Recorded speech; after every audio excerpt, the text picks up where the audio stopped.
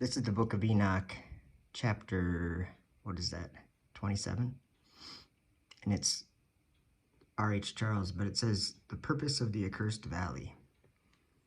Then said I, for what object is this blessed land, which is entirely filled with trees, and this accursed valley between? Then Uriel, one of the holy angels who was with me, answered and said, this accursed valley is for those who are accursed forever. Here shall all the accursed be gathered together, who utter with their lips against the Lord unseemly words, and of his glory speak hard things. Here shall they be gathered together, and here shall be their place of judgment. In the last days there shall be upon them the spectacle of righteous judgment in the presence of the righteous forever. Here shall the merciful bless the Lord of glory, the eternal King.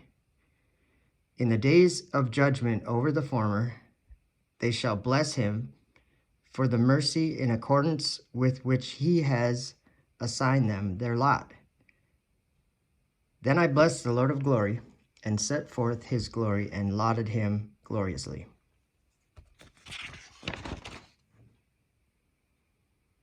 And thence I went towards the east,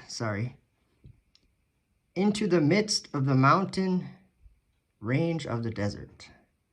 And I saw a wilderness, and it was solitary, full of trees and plants, and water gushed forth from above, rushing like a copious watercourse, which flowed towards the northwest. It caused clouds and dew to ascend on every side.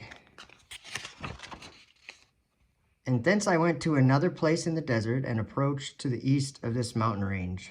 And there I saw aromatic trees exhaling the fragrance of frankincense and myrrh. And the trees also were similar to the almond tree. And beyond these I went afar to the east, and I saw another place, a valley full of water.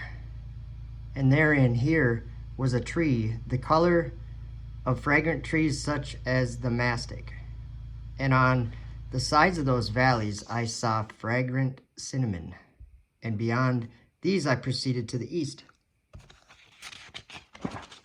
And I saw other mountains, and amongst them were groves of trees, and there flowed forth from them nectar, which is named Sarara and Galbanum.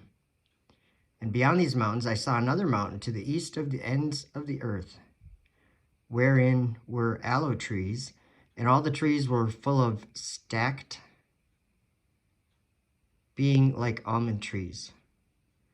And when one burnt it, it smelled sweeter than any fragrant odor. And after these fragrant odors, as I looked toward the north over the mountains, I saw 7 mountains full of choice nard and fragrant trees and cinnamon and pepper. And thence I went over the summits of all these mountains, far towards the east of the earth, and passed above the Erythraean Sea, and went far from it, and passed over the angel Zotiel. That's interesting. He's like riding with the stars. And this is what he's seeing when he's riding, because, well, you'll see. And I came to the garden of righteousness, and saw beyond those trees many large trees growing there, and of goodly fragrance, large, very beautiful and glorious, and the tree of wisdom, whereof they eat and know great wisdom. That tree is in height like the fir, and its leaves are like those of the carob tree, and its fruit is like the clusters of the vine, very beautiful, and the fragrance of the tree penetrates afar. Then I said, how beautiful is the tree, and how attractive is its look. Then Raphael, the holy angel who was with me, answered me and said, this is the tree of wisdom, of which thy father old in years and thy aged mother, who were before thee, have eaten. And they learnt wisdom, and their eyes were opened, and they knew that they were naked, and they were driven out of the garden. So there, you know where they are, right? You know where they are. That would be, I think, probably like where New Jerusalem is, something like that. Up in the sky, I think.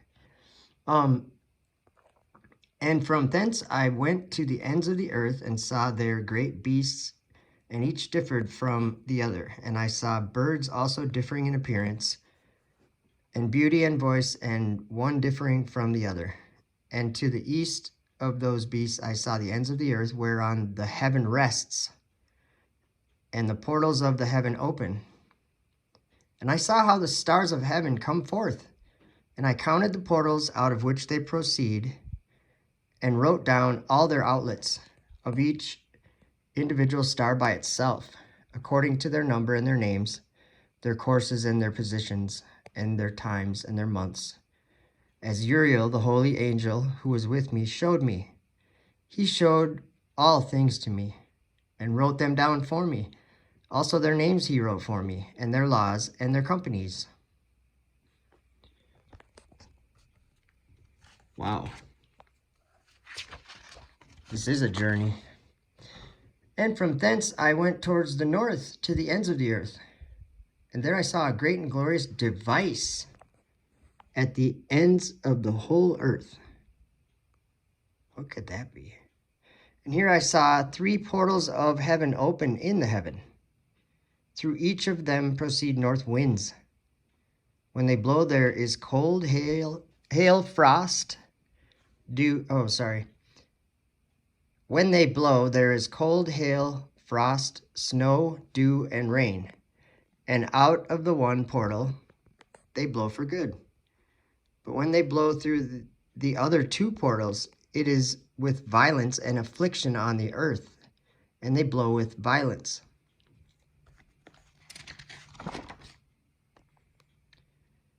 And from thence I went towards the west to the ends of the earth, and saw there 3 portals of the heaven open, such as I had seen in the east, the same number of portals and the same number of outlets.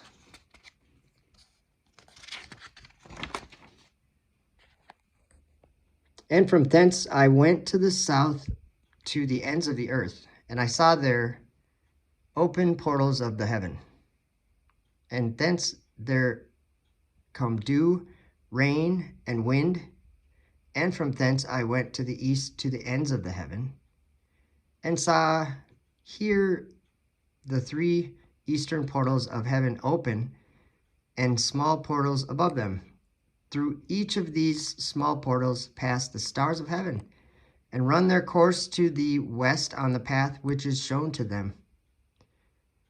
And as often as I saw, I blessed always the Lord of glory, and I continue to bless the Lord of glory, who has wrought great and glorious wonders, to show the greatness of his work to the angels and to the spirits and to men, that they might praise his work and all his creation, that they might see the work of his might and praise the great work of his hands, and bless him forever. Okay, let me just say a quick word here. This is how it appears that the stars, you know how we would say that they do circles? Well, we would never be able to see them do a circle, because it would have to be dark for like 24 hours.